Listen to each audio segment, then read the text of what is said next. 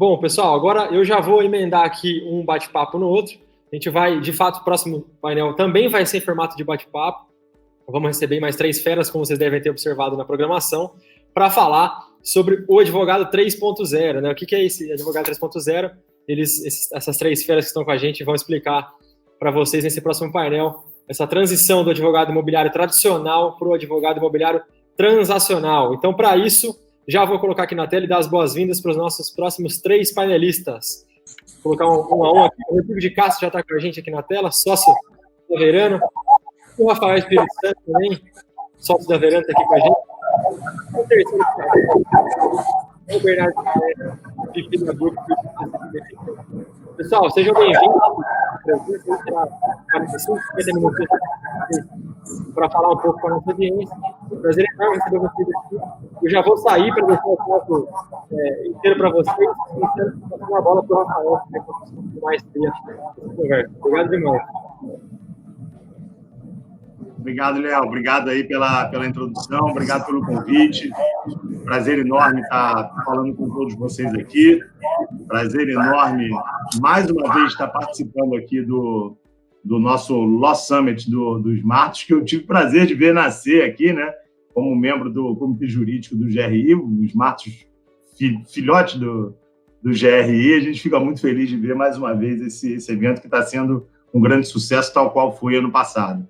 E para a gente aqui, para mim e para o Rodrigo, o prazer está sendo também imensurável em poder estar recebendo o nosso amigo Bernardo Taher, da Brookfield, que vai aqui hoje conosco compartilhar muito da sua experiência como advogado da Brookfield e do mercado imobiliário como um todo.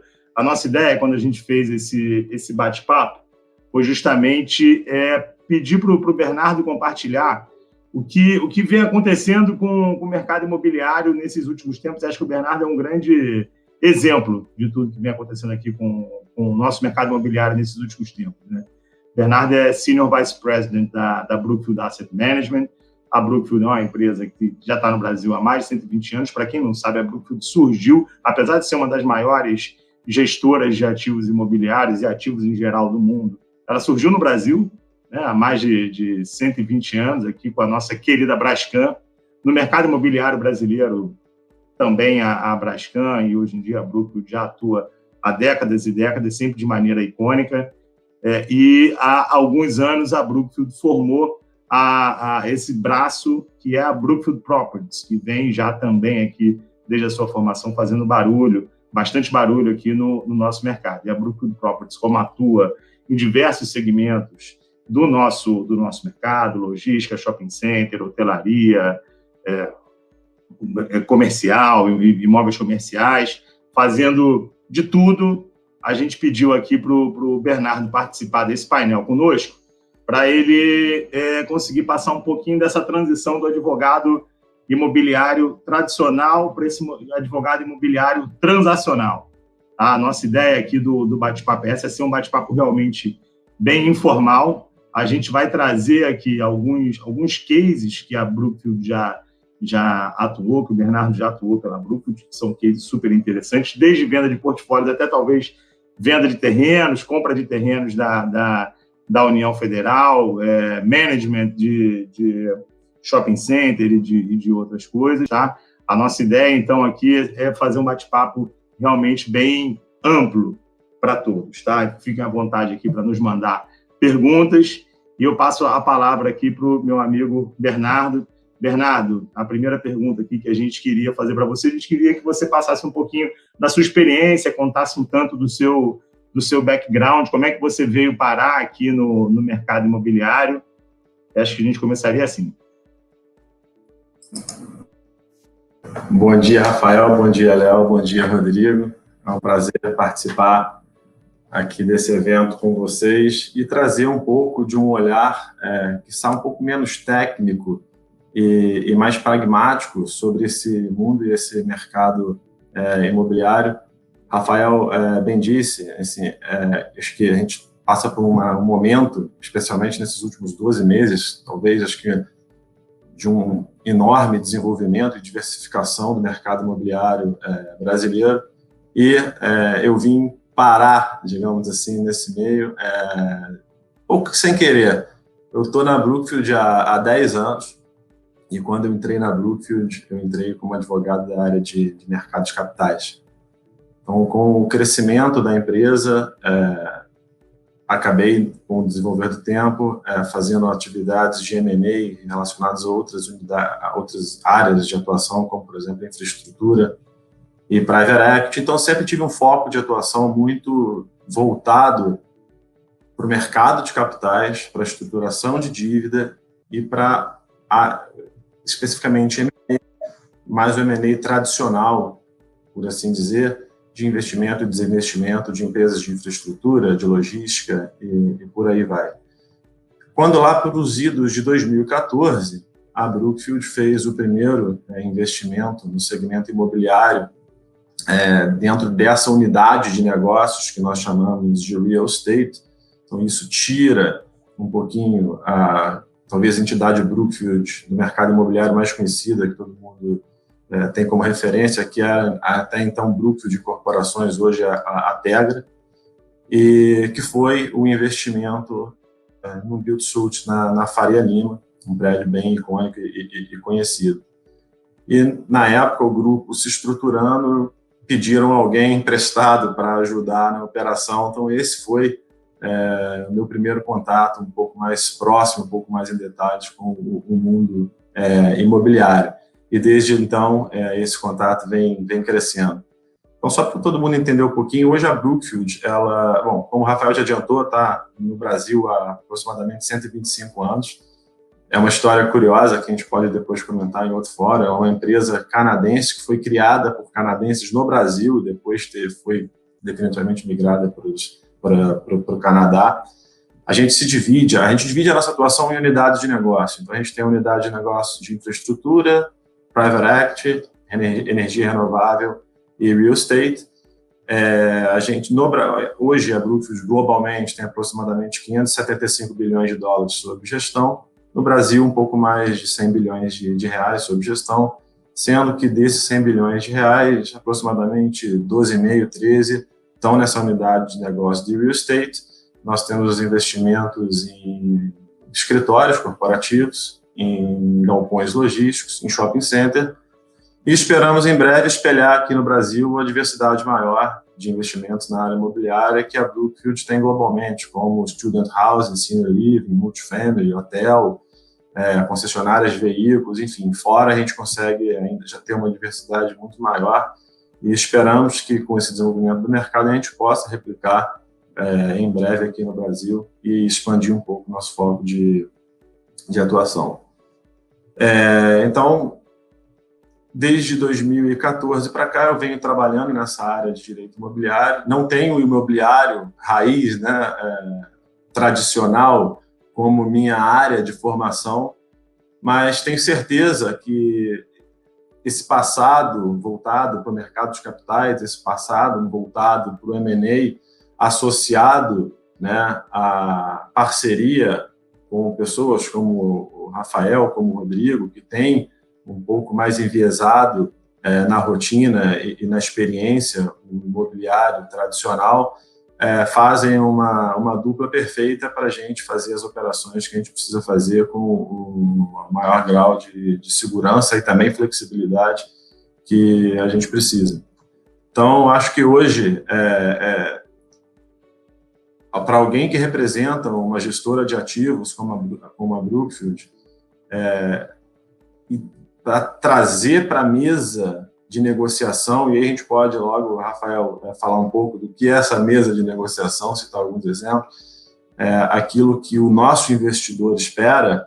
Eu tenho certeza que esse passado, essa atuação no mercado de capitais, na estruturação de fundos, na montagem da governança dos nossos fundos com os nossos investidores, a emissão de dívidas e tudo isso, ela forma e traz um background muito importante que se alia ao conhecimento mais técnico imobiliário que sempre os assessores trazem à mesa e enfim, formamos uma parceria que até hoje é uma parceria de sucesso que vem fazendo a área de real estate da Brookfield no Brasil crescer e assim a gente espera que se mantenha. Eu acho que esse passado com essa diversidade de áreas de atuação e o conhecimento dos nossos investidores, ele traz para o advogado in-house, né, de um gestor de recursos, acho que o principal que ele tem que saber, que é o que o investidor espera dele. Que tipo de segurança, que tipo de risco o investidor espera que essa gestora tome. Até onde eu posso ir, até onde eu não posso ir. E isso, quando a gente está falando de uma gestora internacional, tem os pormenores que a gente pode abordar aí no decorrer do bate-papo, né? De como as dificuldades que a gente encontra ao transportar esse tipo de questão para o mercado aqui brasileiro. Então, traçando um breve histórico aí de como vim parar aqui e quais são as habilidades, né, as áreas de experiência que a gente agrega aqui no mundo imobiliário, acho que é esse breve histórico que eu passo que eu tenho para comentar para vocês aí, Rafa e Rodrigo.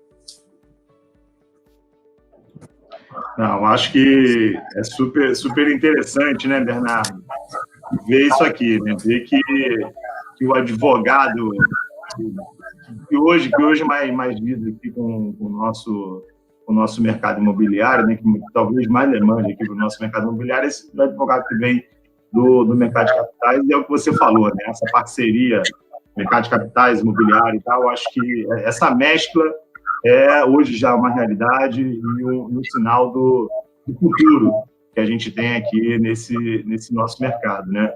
E aí eu passo para o Rodrigo para te fazer uma pergunta, que ele queria saber mais como é que você consegue montar o teu time aí, né? Pessoal, antes de mais nada, bom dia a todos.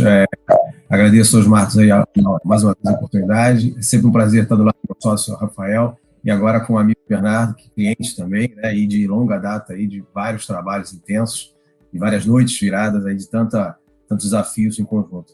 E exatamente nessa linha, no que você colocou, o que assim tem me chamado muita atenção, e já confesso a vocês que com mais de 20 anos de experiência na profissão e trabalhando no mercado imobiliário, é essa, né, que hoje a gente tem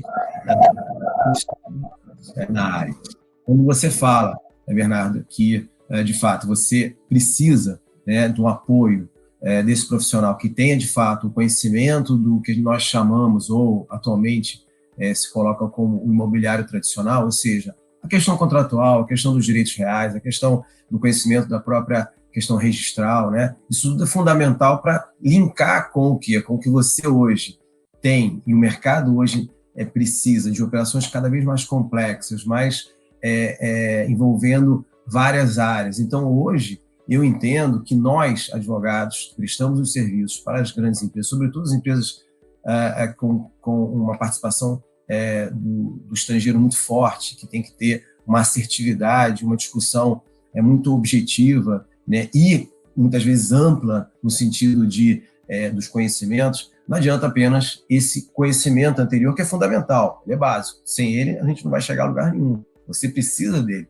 Mas que nós também possamos, na verdade, interagir com o quê? Com esse raciocínio até ambiental também, com raciocínio urbanístico, que hoje é fundamental para a gente viabilizar muitos projetos complexos, com projetos de multiuso, projetos de obter o máximo possível de rentabilidade daquela área. As áreas cada vez mais estão caras, então a gente tem que utilizar o máximo possível dos potenciais construtivos, de ser muito criativo, né, em utilização de várias ferramentas que a lei nos proporciona, ou que a combinação de uma lei com outra nos proporciona. Então, assim, essa experiência acumulada, essa interação hoje com outras áreas, né, ela me parece que acaba sendo a receita para esse profissional, e sobretudo num histórico e numa experiência como a gente tem, e quando eu falo desses 20 anos, mais de 20 anos, a gente acaba tendo um histórico de ter passado por inúmeras crises, como a atual, por exemplo,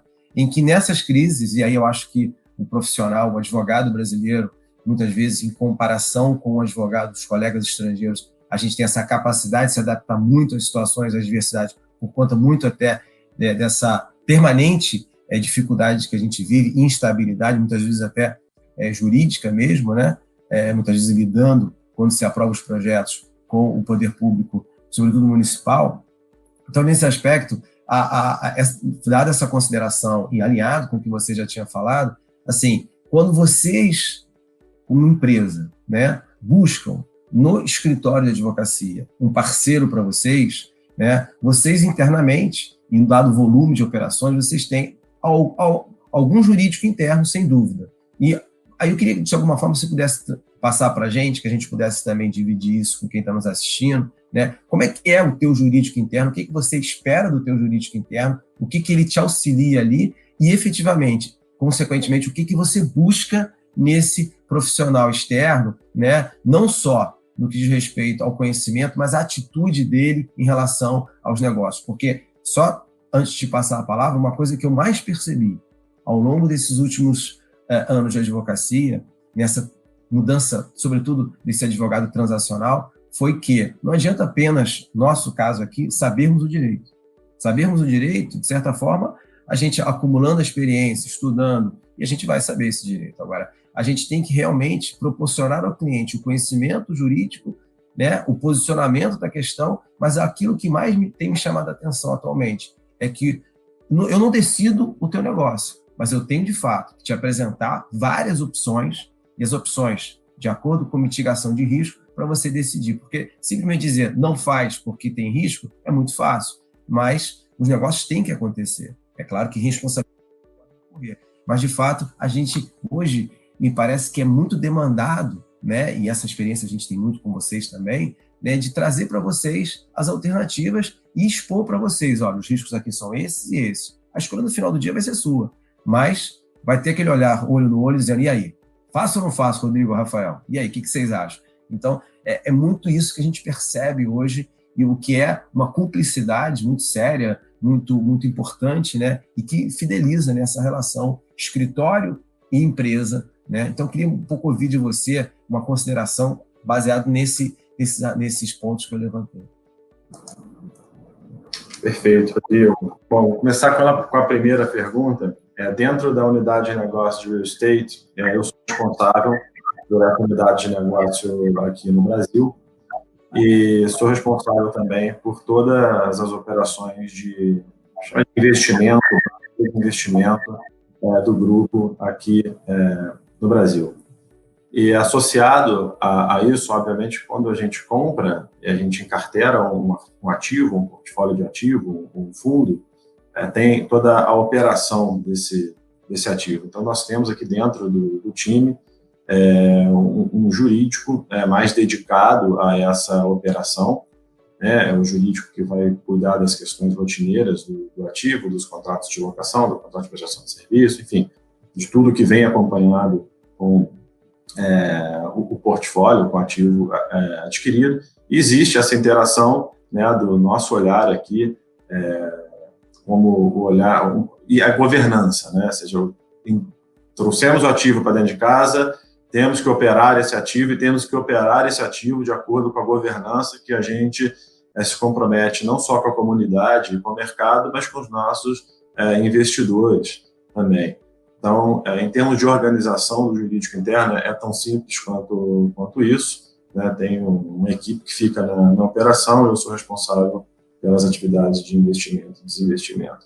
E aqui, já fazendo uma tabelinha com o seu segundo questionamento, acho que é exatamente isso que você disse, né? Eu acho que quando a gente está numa mesa de negociação, né, e como eu disse, repito, eu sei até onde eu posso ir, eu sei que nem sempre a melhor recomendação jurídica, aquela que dá mais proteção, é a que mais me satisfaz internamente, porque às vezes ela vem acompanhada de uma dúvida, às vezes ela vem acompanhada de uma insegurança jurídica, às vezes ela vem acompanhada de uma falta de precedente, que para a gente não funciona. Então, às vezes é melhor ter um grau de segurança jurídico, talvez que seja um pouco menor, mas mais claro, em que eu possa ter mais assertividade em relação àquilo que eu estou fazendo, que eu estou prometendo para o meu investidor, que eu estou prometendo para o meu fundo, do que se fiar numa posição jurídica muito forte, ainda que muito defensável,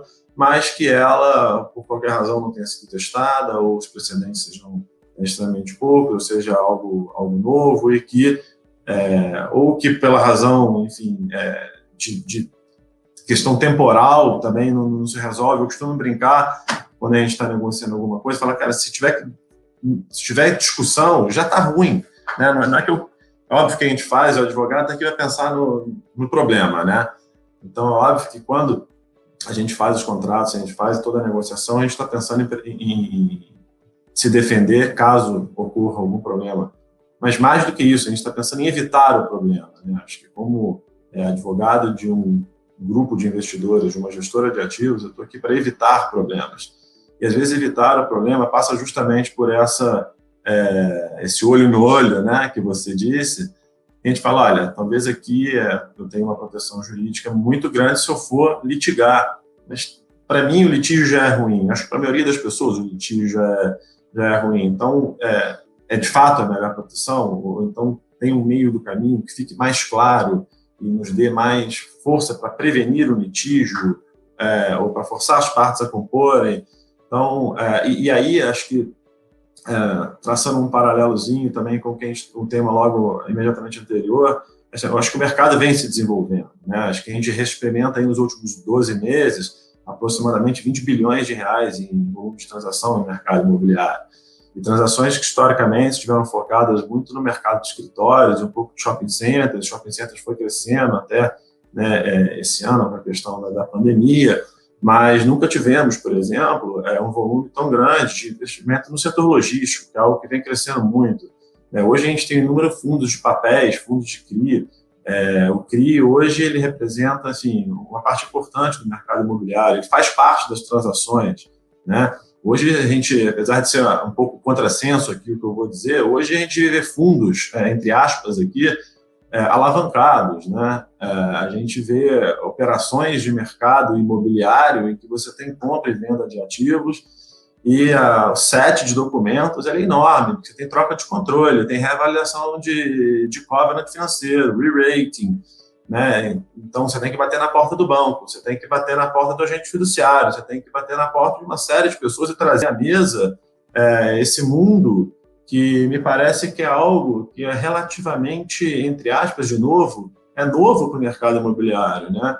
E é óbvio que isso é uma parte, o que interessa é o ativo subjacente também. Então, ter, né, aquela dica do advogado imobiliário tradicional, falando, olha, essa proteção que você está buscando, ela é boa, mas ela nunca vai constar na matrícula do ativo, tá? Fique sabendo que é algo contratual, não, né, vinculado ao direito real. Fala, putz, tá bom.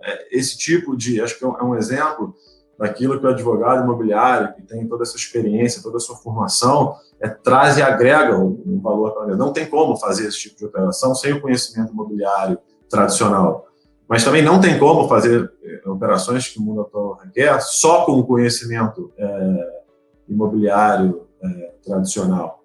Então, quando a gente procura um assessor, a gente procura um assessor que entenda o nosso perfil de atuação, entenda nosso perfil de risco, entenda que nós somos fundos de investimento, que nós temos um ciclo de investimento e desinvestimento, que nós somos um fundo estrangeiro que tem apesar da Brookfield, isso ajuda muito, a Brookfield está há 125 anos no Brasil, então tem umas jabuticabas que você conta para o time lá fora, fala, meu Deus, como que eu vou explicar isso? Os caras, tá bom, você fala, pô, legal, aceitou bem, né?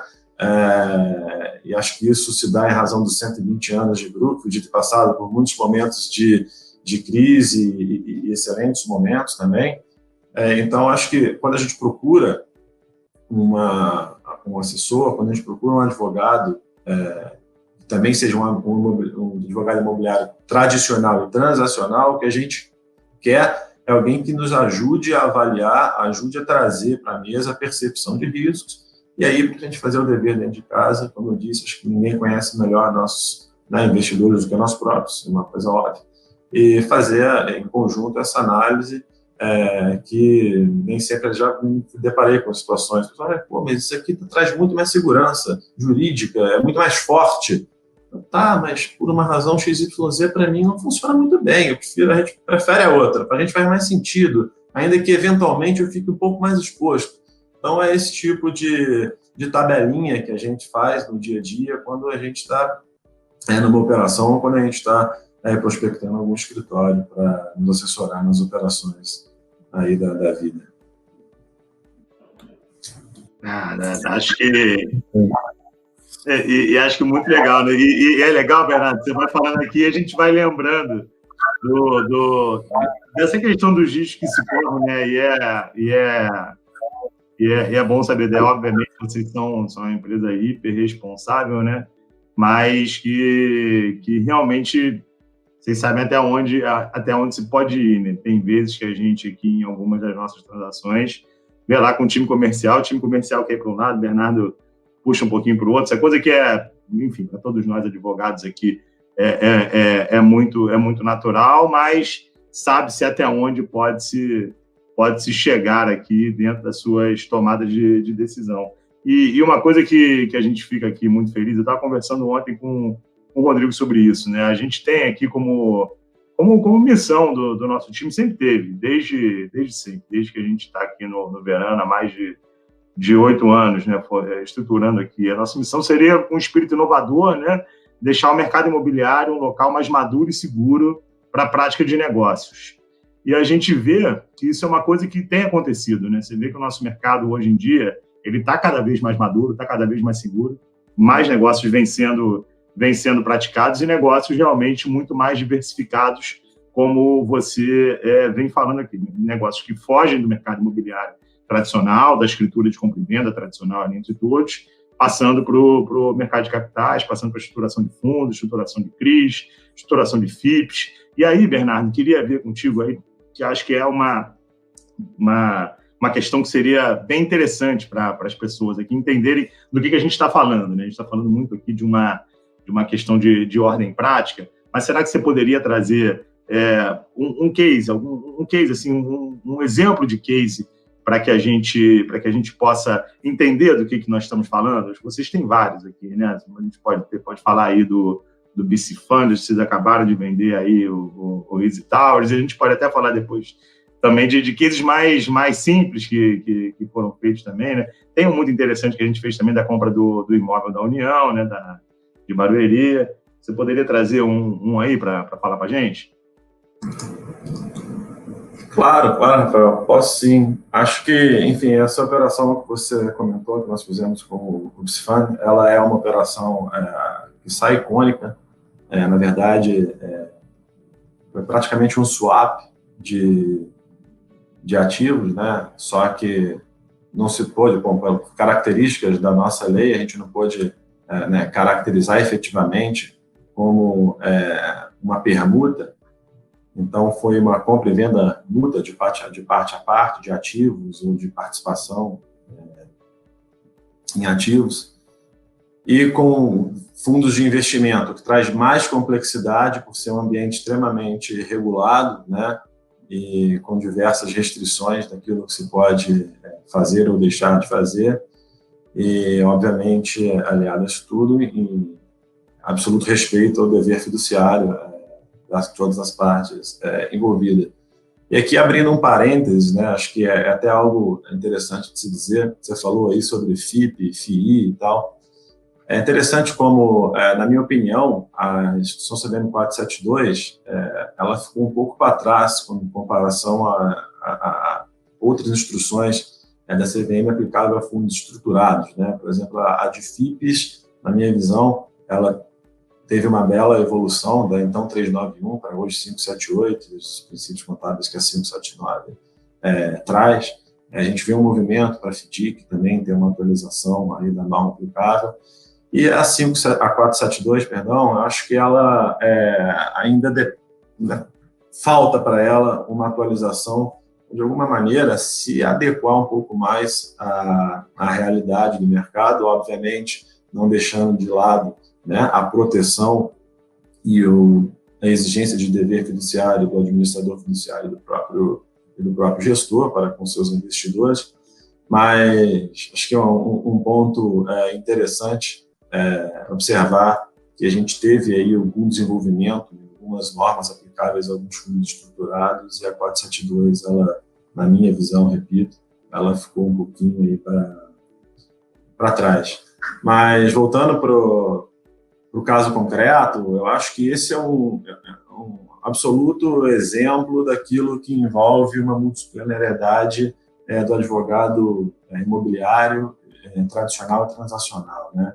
Então, a gente está falando em vendas de ativos imobiliários, ou seja, né, fração ideal ali, unidade autônoma ou fração ideal, venda de cota de fundo de investimento, emissão de dívida para estruturar a operação, troca de controle de devedores de emissões de dívidas já estruturadas, né? Aprovações internas nos respectivos órgãos de governança das partes, considerando o tamanho da operação.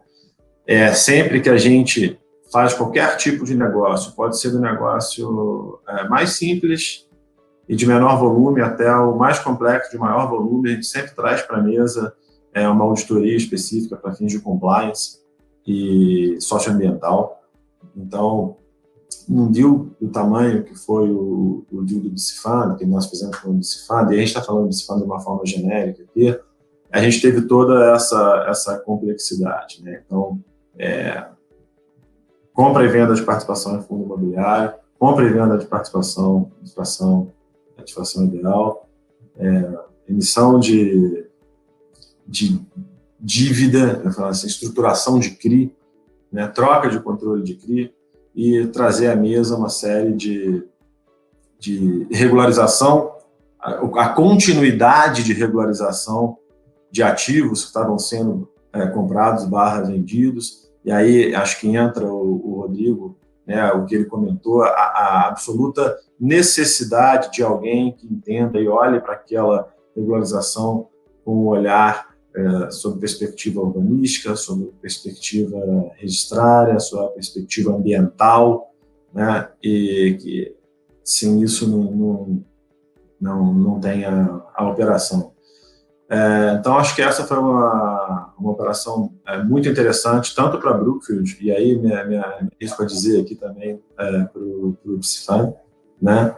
Uma operação que foi longa, que foi tortuosa, passamos algumas noites aí para fechar o set de documentos, alinhamento com os registros de imóvel, né? Então, acho que foi uma operação que trouxe uma complexidade bem interessante.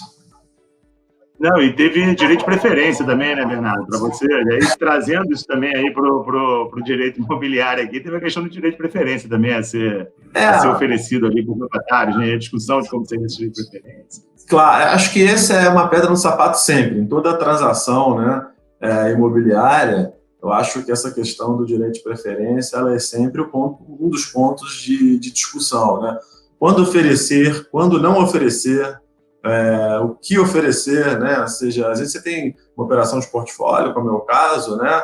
Você vai oferecer sobre o portfólio, você vai oferecer por ativo, objeto da transação, você vai oferecer, se não for uma compra e venda indireta, não do ativo imobiliário em si. Então, acho que a preferência ela é sempre uma pedra no sapato em toda a operação, e aí, quando eu me deparo com essas discussões, eu me sinto até feliz, né? Porque nem os próprios advogados que são tradicionalmente do setor imobiliário formam um consenso sobre como tratar a preferência nos casos em questão. Então, a gente vê que é algo que sempre aparece, é uma coisa muito peculiar, um excelente ponto que você trouxe. E também aqui acho que vai uma outra observação, um outro parêntese, né?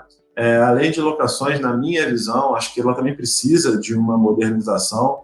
A gente sabe que tem um projeto de lei que está parado aí no Senado, mas eu acho que para a segurança do mercado imobiliário como um todo, acho que é fundamental que essa é uma lei também traga um tipo de sofisticação, né? Eu acho que até um pouco um contrassenso que a lei que se aplica a uma eventual locação que o Rafael, que o Rodrigo, que o Bernardo venham a fazer na sua residência é a mesma que se aplique da mesma forma, sem qualquer especificação, a uma operação de bilhões de reais, de troca de ativos entre fundos e coisa do gênero. Então, acho que fica essa observação também.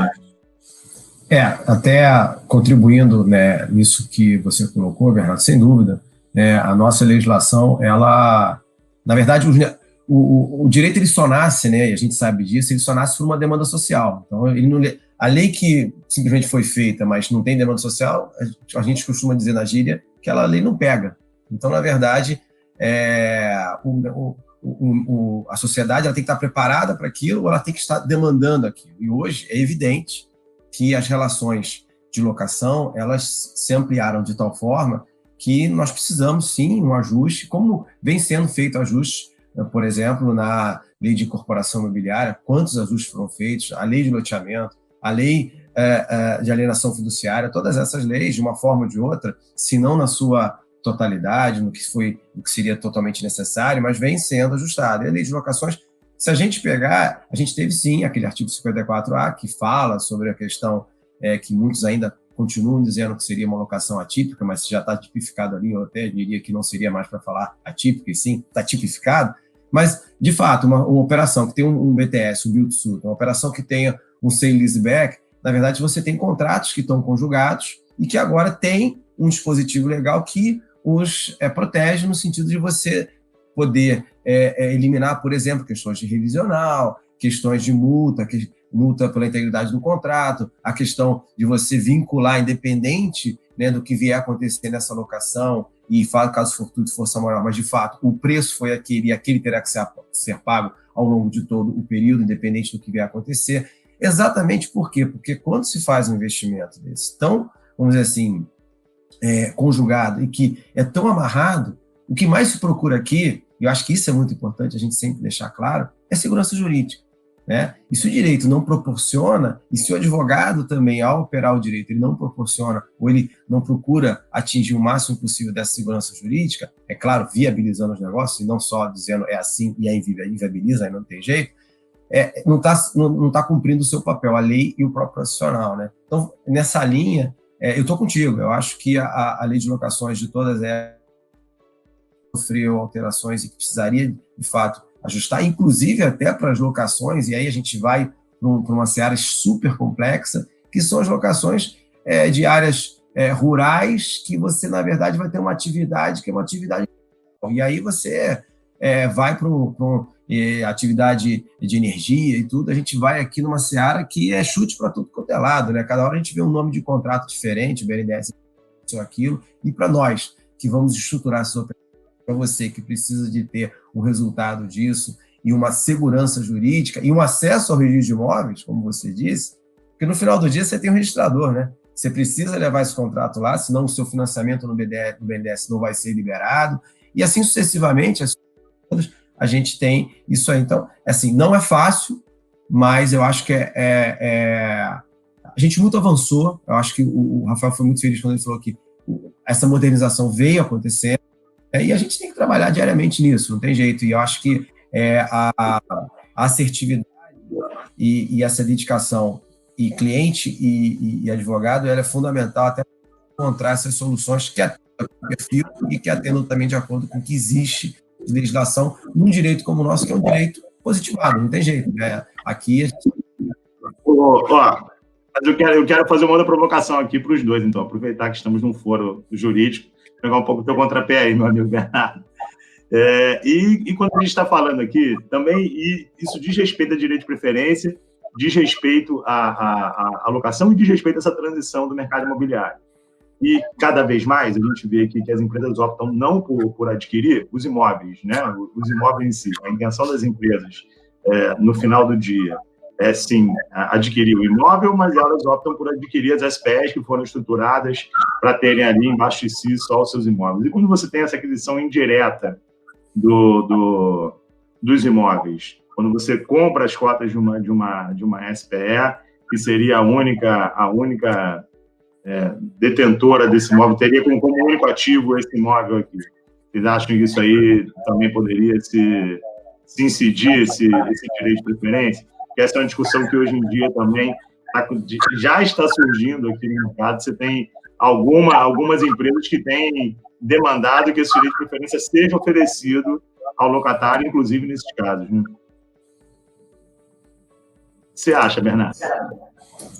Bom, Rafael, assim, acho que não tem resposta. Se alguém souber a resposta no branco, me fala que eu vou ficar muito feliz.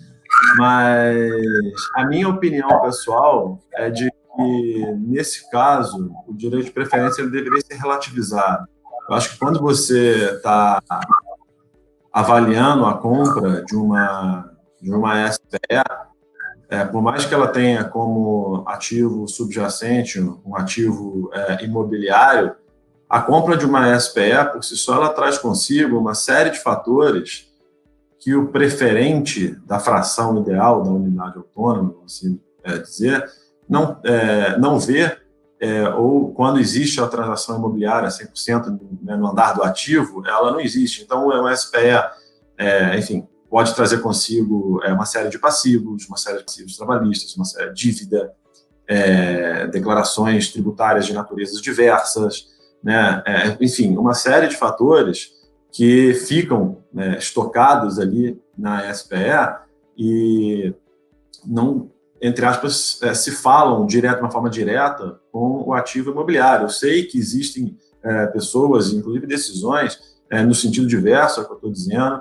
Sei que também tem vários advogados que concordam com essa minha posição, e sei mais do que tudo, e tenho certeza, essa é a única certeza que eu tenho, que é algo que gera um debate para a gente ficar aqui até amanhã, se a gente quiser. E é óbvio que essa discussão traz consigo, né, algumas outras questões. Já vimos várias discussões de pessoas, de operações em que a SPE é objeto de aquisição, o direito de preferência não é ofertado, no minuto seguinte tem uma explosão da SPE com a transferência do ativo para o adquirente. Putz, aí eu acho que é uma outra discussão, mas quando o objetivo das partes é, de fato, a aquisição da SPE, pela razão que for, né, a gente sabe que a aquisição de um veículo e não do ativo, ele pode ter vários fatores, vários viéses de avaliação, que vão desde o imobiliário em si, até o tributário, até o financeiro, né, a governança, enfim, uma série de questões. Na minha opinião, e de novo, ressalvando aqui que sei que dá muito pano para a manga, acho que tem que ser bem avaliado e o direito de preferência poderia ser relativizado. Eu concordo 300% contigo pelos argumentos que você usou. Acho que quando você está comprando uma SPE, você não está comprando só o ativo. Isso não está também regulamentado aqui na nossa legislação. Quando você carrega uma SPE, você carrega outros passivos ali contigo. E, assim, eu ainda sou um pouco mais agressivo aqui. Eu acho até que, mesmo que você exploda a SPE depois, ainda assim, esse direito de preferência não precisaria ser utilizado. Mas também aí a decisão... Eu não acho que deva ser oferecido. Eu acho que é um componente novo para a discussão que deveria ser observado, mas não que ele absolutamente mude a posição. Exatamente, a gente entra aí. Está no mudo, Rodrigo. Eu só adicionaria isso, e a gente até já chegou a conversar em outra oportunidade, por conta de muitas operações que envolvem essa, que, assim, dado esse aprendizado, dado essa dificuldade, dado essas interpretações diversas, que a gente agora, quando elabora esses contratos de locação, porque lá na origem, né, vai estar a situação que já isso esteja previsto, ou seja, em caso de alienação por parte do locador, né, proprietário, da pessoa jurídica, que efetivamente isso não seja o caso de efetivação de direito de preferência, que é o direito de preferência que não teria que ser dado, sem prejuízo de quê? Com respeito à vigência, não. A vigência, existindo cláusula de vigência, isso vai seguir e vida que segue. Então, assim, essa é uma sugestão que a gente geralmente faz por conta de não nascedor. É claro que a gente, às vezes, não se depara com uma situação como essa, já está tudo pronto. Enfim, mas hoje, para elaborar, se eu estou pelo locador, eu faria algo disso em termos do contrato de locação de forma expressa ali. É claro que o judiciário pode querer discutir isso, por conta da hipossuficiência do locatário e tal, e aí vem as interferências, especificidades que voltamos ao ponto lá da leitura da lei de locações adaptada a uma situação hoje muito mais ampla do que simplesmente um direito. Né? Exato.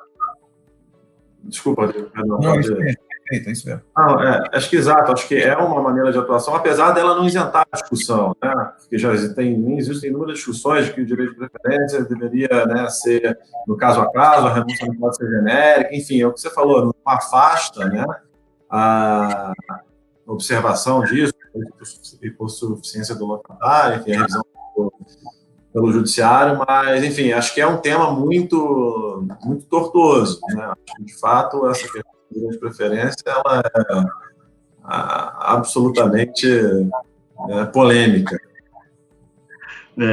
Não, acho que foi uma boa discussão. A gente está chegando já aqui até no nosso final, mas eu queria, Bernardo, você contasse duas experiências ainda para a gente aqui, 2 causos até. Um caso e uma experiência. A gente sabe que, e a gente fez junto isso aqui, né, a aquisição a Brookfield comprou da União Federal um galpão logístico em Barueri. Queria que você contasse um pouco aqui para o pessoal como é que foi essa experiência, essa interação com essa nova postura do governo federal que está nesse processo de desestatização imobiliária. Contar sobre isso. E no final você contasse o causozinho do Shopping Leblon. Isso aí é engraçado. Tá bom. Bom, acho que eu vou, com relação ao leilão do imóvel feito pelo governo federal, eu vou comentar, acho que sintetiza bem como foi a reação do nosso comitê quando nós levamos a operação à aprovação do comitê. A gente sabe, eu não vou me lembrar exatamente o número, mas, sei lá, acho que o governo federal tem cerca de 300 mil imóveis, alguma coisa assim, que potencialmente poderiam ser objeto de venda. E quando nós levamos, nós mencionamos esse número para o nosso comitê e o nosso CEO falou, então quer dizer que ainda tem 299.999 para a gente avaliar. Então, acho que a gente vê como foi uma experiência muito, muito interessante. Até o Rafael, que estava aqui antes, no bate-papo anterior, como na época estava na SPU, então acho que teve uma facilidade de ter pessoas do mercado dentro da SPU que fez com que a interlocução e a própria formalização do processo fosse de uma maneira interessante. Como eu mencionei no início do nosso bate-papo, né, já participei em inúmeras operações de infraestrutura, então, em que pese ter sido uma iniciativa super bacana do governo federal e a gente ter tido sucesso, a gente percebe que ainda existe uma defasagem entre a estruturação desses processos de leilão e outros leilões que a União está mais acostumada a fazer, como, por exemplo, em linhas de transmissão, coisa do tipo. Então, acho que vai evoluir muito ainda, acho que vai evoluir absurdamente. Eles têm toda a expertise, todo o know-how, toda a vontade de fazer com que as coisas aconteçam, mas foi, de fato, uma experiência absolutamente nova, absolutamente interessante, em que a gente mudou um pouco, né, o viés de avaliação, de análise de risco do ativo, de aquisição, mas que, de fato, foi muito interessante, enfim, com todas as idas e vindas, com todas as incertezas e inseguranças, no final das contas, o vencedor do leilão e o ativo está lá hoje sendo melhorado, sendo colocado aí à disposição do mercado. E quanto o caso do Shopping Leblon, que esse caso é legal. A Shopping Leblon, enfim, a Brookfield lá fora, a Brookfield dos Estados Unidos, adquiriu há um tempo atrás o controle da GGP, né, uma operadora imobiliária de shopping centers enorme nos Estados Unidos. E, pois bem, comprou a GGP. E um belo dia eu recebi uma ligação de um colega da Brookfield de Chicago me perguntando se eu conhecia um tal de Shopping Leblon. Pô, claro que eu conheço o Leblon, né? Quem não conhece Shopping Leblon? Mas eu, que sou recém-expatriado para São Paulo, estava no Rio na época. Claro, pô, um dos melhores shoppings aqui do Rio de Janeiro, e me arrisco a dizer até do Brasil. Por quê? Não, porque a gente tem 35% de participação e, putz, cara, não tem ninguém ali, né, olhando o dia a dia, muito no detalhe e tal. Com quem a gente pode falar? Eu falei, cara, como assim? Então, são coisas que acontecem numa empresa assim, do tamanho da Brookfield. Óbvio que a gente está falando da exceção, né?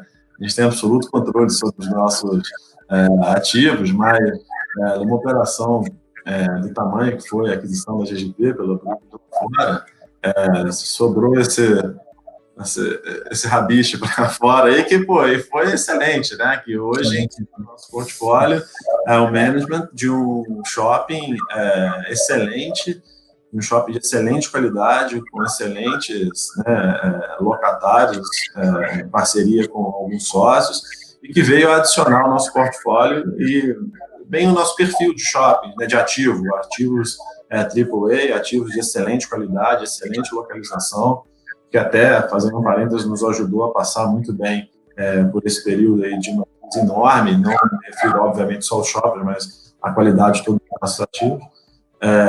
Então, acho que essa foi uma situação bem curiosa. Assim, do dia para a noite, a gente, entre aspas, aqui, tinha 35% de participação no Shopping Leblon, e, enfim, obviamente que a partir de então a gente cuida com muito carinho dele.